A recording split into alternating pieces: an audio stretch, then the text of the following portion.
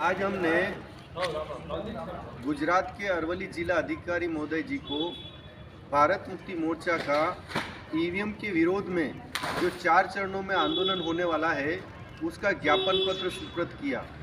आज भारत के अंदर जो भी समस्याएं खड़ी हो रही है, अभी हमने ड्राइवरों को हड़ताल पर देखा, पहले हमने किसानों को हड़ताल पर देखा, अभी आदिवासियों का जो झगड़ा लगाया गया मणिपुर के अंदर वो देखा, पहलवान रोड पर यानी कि सभी समुदाय के लोग आंदोलन पर उतर आंदोलन कर रहे हैं। लेकिन देश की जनता को ये मालूम नहीं कि सभी समस्याओं की जड़ ईवीएम मशीन है। इसलिए भारत मुक्ति मोर्चा के राष्ट्रीय अध्यक्ष माननीय वामन मेश्राम साहब जी ने 4 चरणों में ईवीएम के विरोध में आंदोलन घोषित किया है। सेवा में महामहिम राष्ट्रपति महोदय भारत सरकार द्वारा जिला अधिकारी, उप जिला अधिकारी और जिला अरवली गुजरात को ये ज्ञापन पत्र सौंपा गया। इस ज्ञापन पत्र के अंदर विषय है ईवीएम के विरोध में चरणबद्ध आंदोलन तथा 31 जनवरी 2024 को केंद्रीय चुनाव आयोग कार्यालय नई दिल्ली पर विशाल महामोर्चा। आज पहला चरण 5 जनवरी 2024 को 567 जिलों के जिला अधिकारी कार्यालय को ज्ञापन पत्र। दूसरा चरण 10 जनवरी 2024 को 567 जिलों के जिला अधिकारी कार्यालय पर धरना प्रदर्शन। तीसरा चरण 14 जनवरी 2024 को 567 जिलों के जिला अधिकारी कार्यालय पर रैली प्रदर्शन। और चौथा चरण होगा 31 जनवरी 2024 को केंद्रीय चुनाव आयोग कार्यालय नई दिल्ली पर विशाल महामोर्चा। महोदय, आपसे यह निवेदन है कि माननीय वामन मेश्राम साहब भारत मुक्ति मोर्चा राष्ट्रीय अध्यक्ष नई दिल्ली, इनके आह्वान पर भारत मुक्ति मोर्चा के द्वारा से ईवीएम के विरोध में चरणबद्ध आंदोलन के तहत ईवीएम हटाओ, बैलेट पेपर लाओ और लोकतंत्र बचाओ अभियान के अंतर्गत भारत के 567 जिलों के मुख्यालयों पर भारत मुक्ति मोर्चा के द्वारा भारत का लोकतंत्र बचाने के लिए ईवीएम के विरोध में उपरोक्त रूप से चरणबद्ध आंदोलन आयोजित किए गए हैं। भारत की सर्वोच्च न्यायपालिका ने 8 अक्टूबर 2013 को एक ऐतिहासिक जजमेंट देकर कहा कि केवल ईवीएम मशीन से मुक्त, निष्पक्ष और पारदर्शी चुनाव नहीं हो सकता। इसलिए ईवीएम मशीन के साथ वीवीपीएटी मशीन लगाना अनिवार्य होगा। इससे वीवीपीएटी की पर्चियों का 100% मिलान करने से ही मुक्त, निष्पक्ष एवं पारदर्शी चुनाव संभव है। वीवीपैट मशीन के संदर्भ में और एक महत्वपूर्ण मुद्दा, हमारे द्वारा ईवीएम मशीन के साथ वीवीपैट मशीन से निकलने वाली पर्चियों का 100% मिलान करने की बात कही थी, मगर कांग्रेस ने अभिषेक मनु संघवी के माध्यम से 50% मिलान करने की केस को सुप्रीम कोर्ट में लाया गया और हमारे केस को क्लब करते हुए ईवीएम के साथ वीवीपैट का 1% मिलान करने का जजमेंट दिया गया।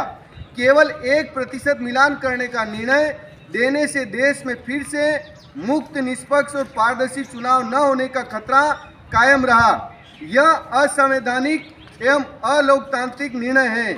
यह बहुत गंभीर बात है।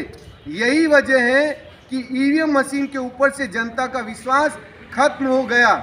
मशीन के वोटर्स के वोटों का सत्यापन करने का प्रावधान न होने की वजह से, अर्थात पारदर्शिता न होने के कारण नागरिकों के मौलिक अधिकारों का उल्लंघन होने के साथ साथ लोकतंत्र की भी हत्या हो रही है। अभी तक देश के प्रमुख राजनीतिक दलों ने, सामाजिक संगठनों ने, विरोध संस्थाओं ने ईवीएम मशीन पर विश्वास जताया है और सुप्रीम कोर्ट भी इस बात को मानता है। हाल ही में 5 राज्यों के चुनाव हुए, उसमें ईवीएम के घोटाले से संबंधित 15 से 20 हजार cases election commission of India के पोर्टल पर दर्ज हैं। 22 नवंबर 2023 चुनाव आयोग ने अभी तक इन सवालों के जवाब नहीं दिए। चुनाव आयोग इन सवालों के जवाब नहीं दे रहा है, इसका मतलब चुनाव आयोग इन सवालों के प्रति असंवेदनशील है। चुनाव आयोग यह असंवैधानिक संस्था है। चुनाव आयोग संवैधानिक संस्था है, इसलिए चुनाव आयोग पर जवाबदेही का संवैधानिक सिद्धांत लागू होता है। अगर चुनाव आयोग जवाबदेही के संवैधानिक सिद्धांत को नहीं मानता है तो चुनाव आयोग तानाशाह है। इन सभी बातों से यह सिद्ध होता है कि चुनाव आयोग ही घोटाला करवा रहा है।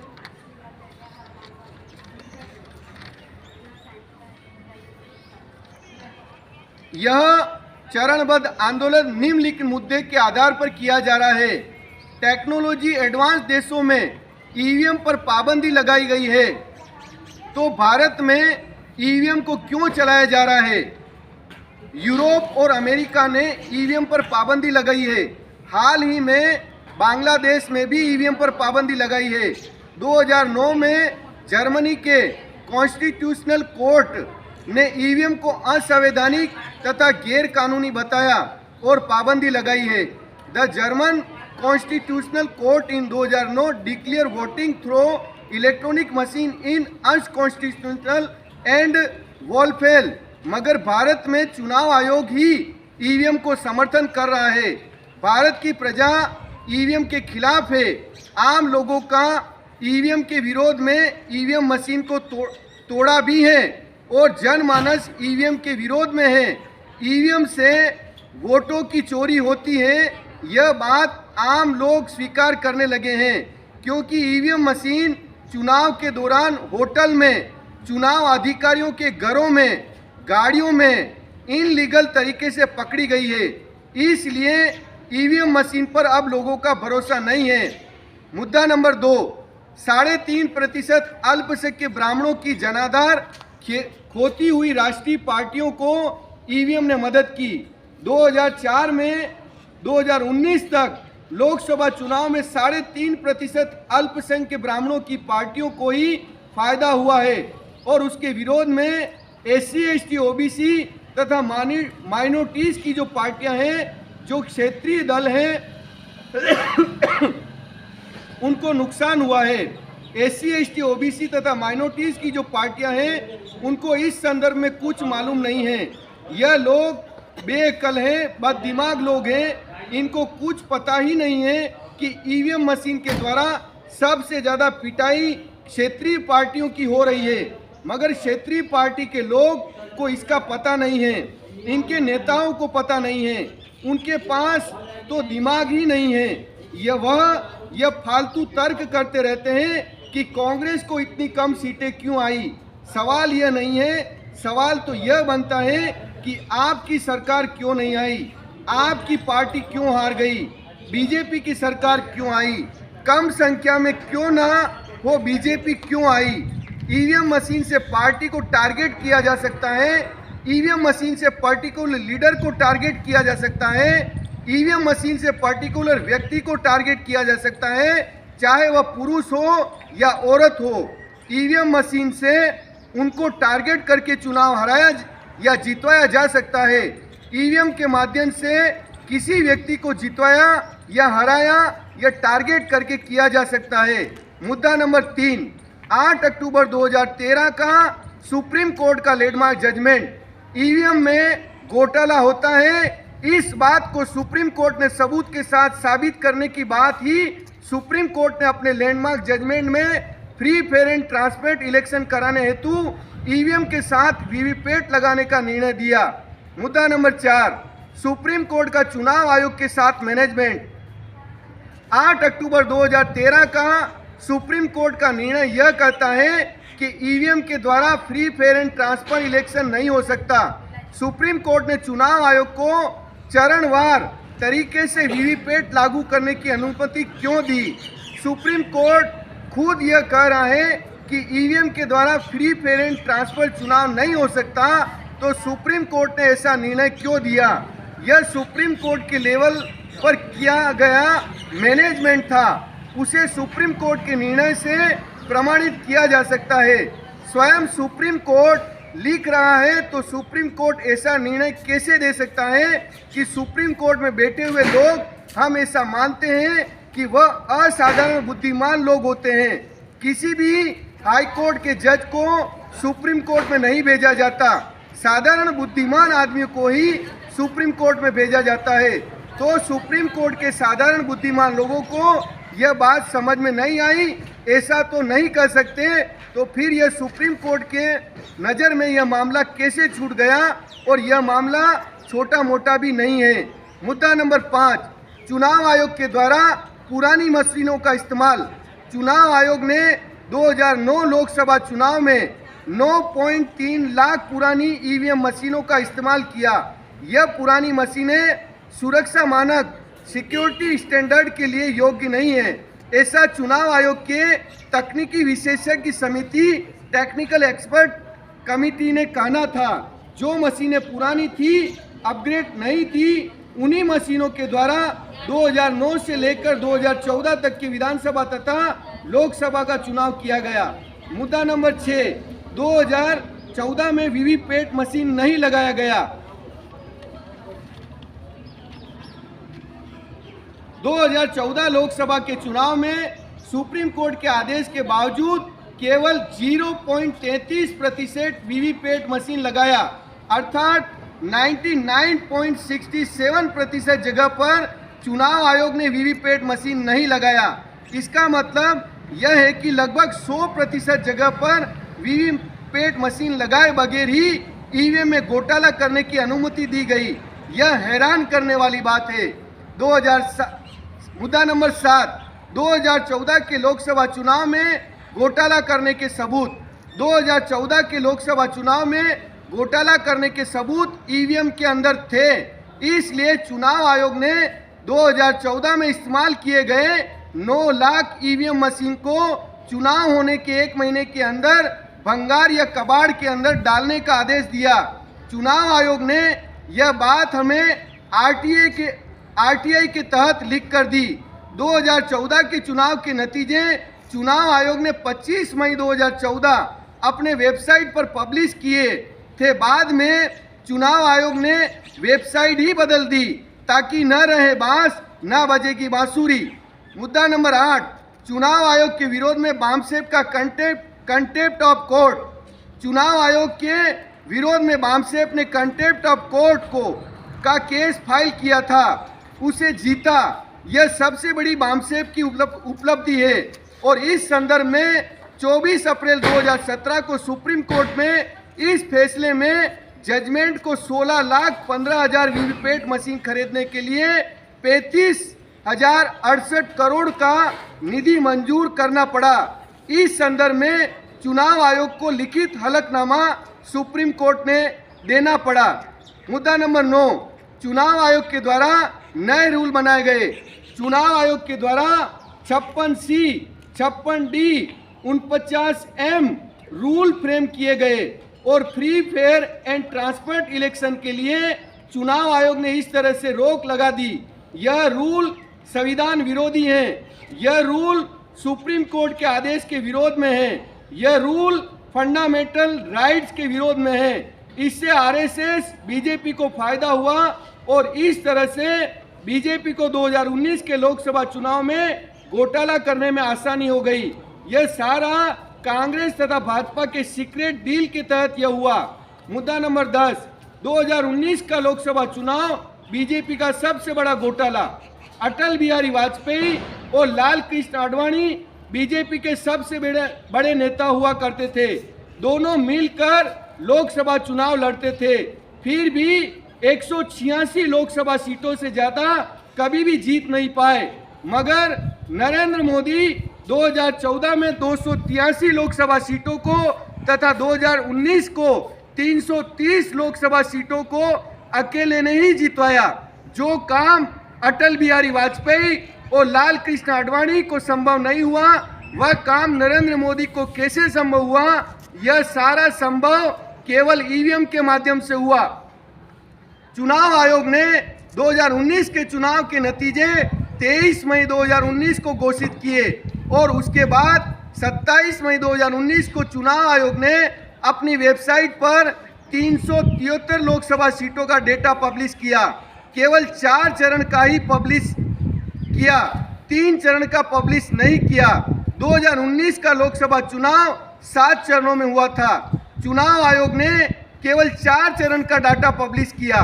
द क्वाइंट के रिपोर्ट के अनुसार 373 लोकसभा सीटों में 220 लोकसभा सीटों पर पोल्ड वोटों से ज़्यादा वोट ईवीएम के काउंटिंग से निकले और 153 लोकसभा सीटों में पोल्ड वोटों से कम वोट ईवीएम के काउंटिंग से निकले।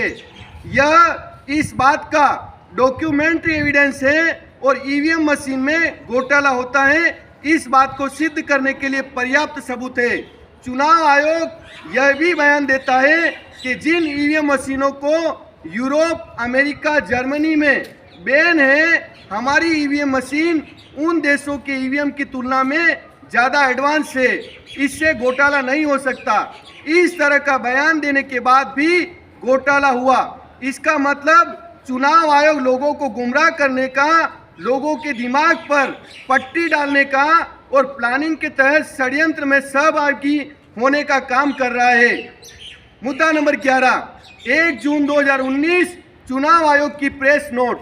चुनाव आयोग ने 1 जून 2019 को इनके वेबसाइट पर प्रेस नोट पब्लिश की और उसमें लिखा कि जो आंकड़े हमने पब्लिश कर रहे हैं वह प्रोविजनल आंकड़े हैं, प्रोविजनल रिजल्ट है, ऑथेंटिक रिजल्ट नहीं है।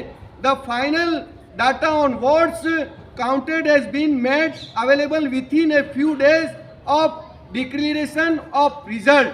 The data is estimated and subject to change, ऐसा लिखा हुआ है। यह चुनाव आयोग ने अपने वेबसाइट पर लिखा हुआ है, आज भी मौजूद है। चुनाव आयोग ने 23 मई 2019 को चुनाव नतीजों को घोषित किए, मगर चुनाव आयोग के पास 542 पार्लियामेंट्री कॉन्स्टिट्यूंसी के इंडेक्स फॉर्म्स प्राप्त नहीं हुए थे। इंडेक्स फॉर्म्स में कैंडिडेट को कितने वोट मिले उसका डिटेल होता है। इस बात को खुद चुनाव आयोग ने इस प्रेस नोट में लिखा, तो चुनाव आयोग ने आज तक ऑथेंटिक रिजल्ट पब्लिश क्यों नहीं किया। मुद्दा नंबर 12, वीवीपैट मशीन से निकलने वाली पर्चियां चुनाव आयोग के 4 महीने में क्यों नष्ट कर दी। आरएसएस बीजेपी ने चुनाव जीतकर धांधली करने के सबूत पर्चियों में थे। जो पर्चियां वीवीपैट मशीन से निकलने वाली है उस पर्चियों को धांधली करने के सबूत भी थे, धांधली करने के सबूत पर्चियों में थे। इसलिए चुनाव आयोग ने सारी की सारी पर्चियां 4 महीने में ही नष्ट करने का लिखित आदेश राज्य एवं केंद्र शासित प्रदेशों को, इलेक्शन कमिश्नरों को दिया। जबकि चुनाव आयोग का बना हुआ मैनुअल चुनाव आयोग में ने जो मैनुअल पब्लिश किया, इस मैनुअल में यह कहा गया कि as per election conduct rule 1961 1994 B clause के तहत वीवीपैट की जो पर्चियां होती हैं वह पर्चियां 1 साल भर संभाल कर रखने का प्रावधान है। फिर भी चुनाव आयोग ने चोर मशीन के अंदर ही सारी की सारी पर्चियां क्यों जलाई, चुनाव आयोग इसका जवाब दे। यह बात का सबूत है कि संगठित रूप से चुनाव आयोग इस घोटाले में शामिल है। दुनिया में ऐसी टेक्नोलॉजी उपलब्ध है जिससे डेटा को सुरक्षित रखा जा सकता है, मगर ईवीएम्स के डेटा को नष्ट क्यों किया जा रहा है, क्योंकि ईवीएम के डेटा में घोटाले के सबूत है, इसलिए ईवीएम के डेटा को नष्ट किया जा रहा है। मुद्दा नंबर 14, ईवीएम मशीन में इस्तेमाल की जाने वाली माइक्रो कंट्रोलर चिप जो कि BEL Bharat electronic limited company America से मंगवाती है, वह वन टाइम प्रोग्रामेबल नहीं है, मगर चुनाव आयोग का दावा है कि वह वन टाइम प्रोग्रामेबल है। माइक्रो कंट्रोलर चिप जो है वह रीप्रोग्रामेबल है। इस बात को माननीय संजय सिंह राज्यसभा सांसद के द्वारा यह सवाल राज्यसभा में उठाया गया। 3 जुलाई 2019 को Rajya Sabha debate on election reform, चुनाव आयोग जवाब दे, यह एक बड़ी वजह है जिसकी वजह से संजय सिंह को जेल में डाला गया। मुद्दा नंबर 15, चुनाव आयोग को 112 लोगों का सवाल। 2 मई 2022 को 44 लोग तकनीकी पेशेवर, शिक्षाविद, टेक्निकल प्रोफेशनल, एकेडमिशियन और 68 लोग IAS, IPS, IRS ऑफिसर, इन लोगों ने 17 सवाल का लेटर चुनाव आयोग को लिख के दिया। चुनाव आयोग ने 112 लोगों ने जो सवाल पूछे, उस सवाल के जवाब चुनाव आयोग ने अभी तक नहीं दिया। पूर्व वरिष्ठ सिविल सेवक, फॉर्मर सीनियर सिविल सर्वेंट, इन लोगों ने चुनाव आयोग को सवाल किए, आज तक चुनाव आयोग ने इन सवालों का लिखित जवाब नहीं दिया। भारत के चुनाव में उन्होंने काम किया, उनके पास तजुर्बा है। ऐसे लोगों के सवाल जिन्होंने चुनाव प्रक्रिया में हिस्सेदारी निभाई, ऐसे लोगों के जवाब चुनाव आयोग ने आज तक नहीं दिए। मुद्दा नंबर 16, ईवीएम को लेकर अपोजिशन पार्टी की मीटिंग। इसी बात को लेकर माननीय शरद पवार यादव ने अपोजिशन पार्टी की 23 मार्च 2023 को दिल्ली में मीटिंग बुलाई। फिर भी चुनाव आयोग ने अभी तक जो सवाल पूछे गए थे, उस सवाल का जवाब चुनाव आयोग ने नहीं दिया। विरोधी पार्टी के लोग इस संदर्भ में कुछ प्रयास करते हुए दिखाई नहीं दे रहे हैं। यह जो इंडिया गठबंधन है, उसकी चुनाव जीतने की संभावना है, मगर हार गए तो केवल ईवीएम से हार जाएंगे। मुद्दा नंबर 17, आरटीआई के माध्यम से 20 लाख ईवीएम मशीन मिसिंग मामला। कर्नाटक की असेंबली में इस बात की चिंता जताई गई कि 20 लाख ईवीएम मशीन कहां गायब है। आरटीआई के माध्यम से जो जानकारी प्राप्त हुई, उसमें इस बात को प्रमाणित किया गया कि 20 लाख ईवीएम गायब है। चुनाव आयोग जवाब दे। मुद्दा नंबर 18, ईवीएम को पेटेंट ना होना, इसका मतलब ईवीएम पर विश्वास कैसे किया जाए। ईवीएम मशीन को पेटेंट नहीं है, ईवीएम मशीन को भी पेटेंट नहीं है। विश्व बौद्धिक संपदा संगठन, वर्ल्ड इंटेलिजेंट प्रॉपर्टी ऑर्गेनाइजेशन ने ईवीएम मशीन का पेटेंट रिजेक्ट क्यों किया? अभी तक भारत के ईवीएम मशीन को पेटेंट क्यों नहीं दिया गया? पेटेंट का नहीं होना, इसका मतलब यह है कि ईवीएम मशीन विश्वसनीय नहीं है, ईवीएम मशीन पर भरोसा नहीं किया जा सकता। तो फिर चुनाव आयोग भारत में ईवीएम मशीन से चुनाव क्यों करवा रहा है? चुनाव आयोग जवाब दे। मुद्दा नंबर 19, चुनाव आयोग की ECIL, BEL confidential software program share करने के लिए खुली छूट। जब बैलेट सिस्टम था, उस समय पर इलेक्शन कमीशन ऑफ इंडिया का बैलेट पेपर सिस्टम पर पूरी तरह से नियंत्रण, निर्देशन और कंट्रोल होता था। मैन्युफैक्चरिंग से डिस्पैच तक का सारा नियंत्रण चुनाव आयोग का होता था। मगर अभी Bharat electronic limited Bangalore, electronic corporation of India limited Hyderabad, यह कंपनियां ईवीएम मशीन बनाती है और यह कंपनियां इलेक्शन कमीशन के डायरेक्ट कंट्रोल में नहीं है। इस पब्लिक सेंटर को यूनियन गवर्नमेंट कंट्रोल करता है। इस पब्लिक सेंटर को रूलिंग पार्टी मात्र के द्वारा कंट्रोल किया जाता है और यह रूलिंग पार्टी के मंत्री कॉन्फिडेंशियल सॉफ्टवेयर और फोर्जन चिप मैन्युफैक्चरिंग के साथ शेयर करते हैं, जो माइक्रो कंट्रोलर ईवीएम में इस्तेमाल होता है और इस तरह से चुनाव पूरी मिलीभगत से संपन्न कराया जाता है ताकि घोटाला करके चुनाव जीता जा सके। मुद्दा नंबर लास्ट और अंतिम 20, 3.5% ब्राह्मणों की पार्टियां, इस तरह से 3.5% ब्राह्मणों की 5-6 राष्ट्रीय पार्टियां निर्माण करने में ईवीएम की अहम भूमिका है। कांग्रेस जाती है तो बीजेपी आती है, बीजेपी जाती है तो कांग्रेस आती है। कांग्रेस ब्राह्मणों की पार्टी है, बीजेपी ब्राह्मणों की पार्टी है। इसका मतलब रूलिंग भी ब्राह्मणों का, अपोजिशन भी ब्राह्मणों का। यह सारा ईवीएम के कारण संभव हुआ है।